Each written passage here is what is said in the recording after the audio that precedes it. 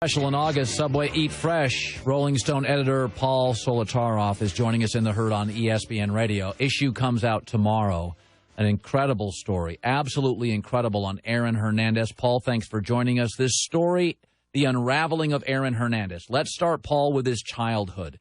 What kind of house was it? And let's start with his dad. What was his father like? Well, like Aaron, his father seems to have been two people.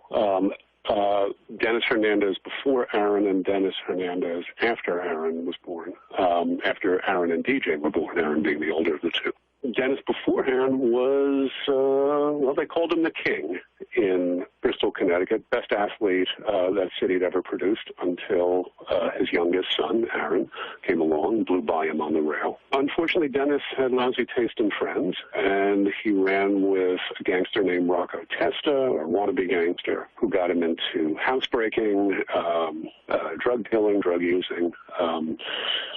Gets a full-ride scholarship to UConn, the only D1 program in the state. Comes home, and after a couple of years, washes out of there, and has a very hectic time with the Bristol police, right up until about the time DJ is born. And then he utterly transforms and becomes the father of the decade. When you look at this, you know, there's always timelines. So there's a little chaos in the family, not the greatest dad. Then he becomes a great dad. Is there a moment, a time, an age where there's a tipping point for Aaron where he just went off the rails? It wasn't a tipping point. It was a cliff dive, Colin. Aaron had been kind of indescribably sheltered kid. Everyone describes him as being enormous fun to be around, but very young acting. And then at 16, he is on his way to school when he hears that his father, who's gone in for an elective operation on his hernia, has contracted staph or sepsis and died at the age of 49 in otherwise perfect health. And Aaron is beyond devastated. At the same time, he finds out, or roughly the same time, he finds out that his mother has been running around on his now martyred father with a crack-dealing, spouse-abusing thug named Jeffrey Cummings, whom she moves into the house shortly after Dennis is in the ground and marries. And that's where Aaron goes screaming across town to the wrong side of town, like his hair is on fire. Rolling Stone contributing editor Paul Solitaroff. So at that point now he's becoming kind of a household recruiting name. He goes to Florida. Does it escalate at Florida?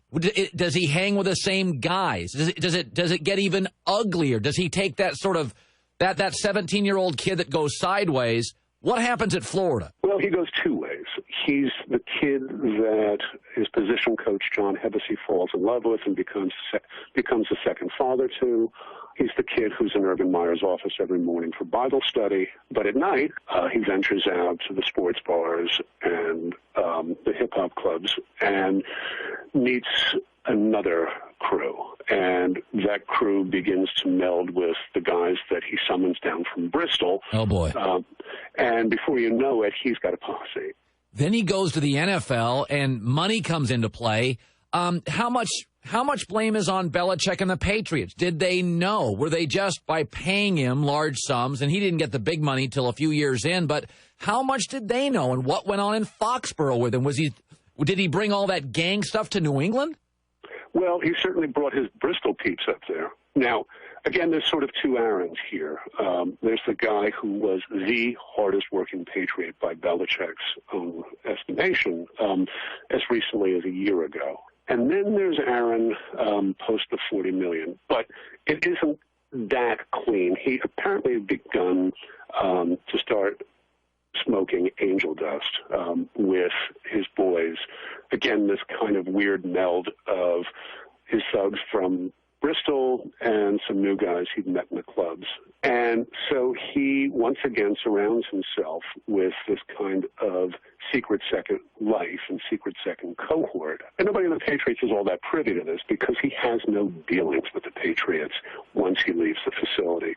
And this is really curious because, you know, like a number of NFL players, he had a little flop house. A lot of these guys keep a secret apartment where they and their position buddies can bring the girls, right? That's where they do the nasty. According to the neighbors we spoke to, Aaron had no time for that. He kept that place to lay low and apparently to hide out from the people he was now trying to separate himself from. So he goes to the NFL. Angel dust eventually takes over his life, and you can imagine what that does. You know, Paul, when you look at all this, and you have really laid this out, is the case against Aaron Hernandez in court, is it as strong as the media discloses, or the media narrative is he's done? Is it that strong? Well, the media had George Zimmerman convicted and, hoist on his own petard. I think what's very much in the offing is a second George Zimmerman and Aaron Hernandez. I think he's been grossly overcharged, not based upon what he's alleged to have done, but based upon what can be brought to bear against him in a court of law. Right. So the prosecutors have gone for murder in the first without a fallback.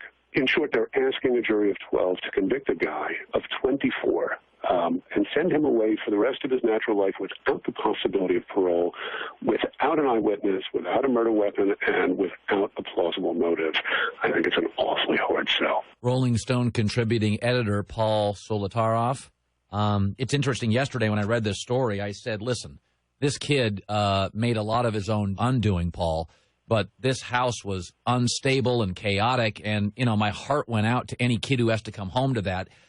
Now that it's all done, now my audience said, oh, boy, oh, you're a touchy-feely. And I said, you know, I don't think I'm being touchy-feely. This is not a house any kid should have to go home to. Now that it's all written by you and researched, Paul, how much is the chaos at home? How much is Aaron? Do we lay most of the blame on him just making bad decisions? I don't. I know if I'd been that kid, if I'd been completely smitten with and dependent upon my father for my emotional, my athletic sustenance, and I lose him suddenly like that, and there's nowhere to go with those feelings and no one to talk to. And then, oh, by the way, my mother is running around with this really dangerous guy who winds up stabbing her in the face a couple of years later. She winds up taking him back when he comes out of prison. You know, I'm sorry, I do have a very sympathetic vein deep in me for a guy who comes from that kind of chaos. It's on the newsstands tomorrow, Rolling Stone. It's tremendously well researched, and I'm conflicted on it. I feel so bad for the kid, but you do make some decisions in life, and there's a lot of people with bad upbringings that don't allegedly murder people, but I think it's a terrific read and brilliantly researched. You put a lot of time into this, Paul, and we really appreciate you coming on our show. Well, thank you so much, Colin. By the way, it's on RollingStone.com. Rolling Stone contributing editor Paul Solitaroff. And yesterday when I talked about this, oh, boy, gushy liberal. I said, no, I mean, if he murdered people, he should go away. I'm not, but I'm saying is, you know, it's really easy. I mean, I didn't have all the stability in the world, but my dad was an optometrist and my mom worked at school. That is better than a lot of people. That is way better than a lot of people.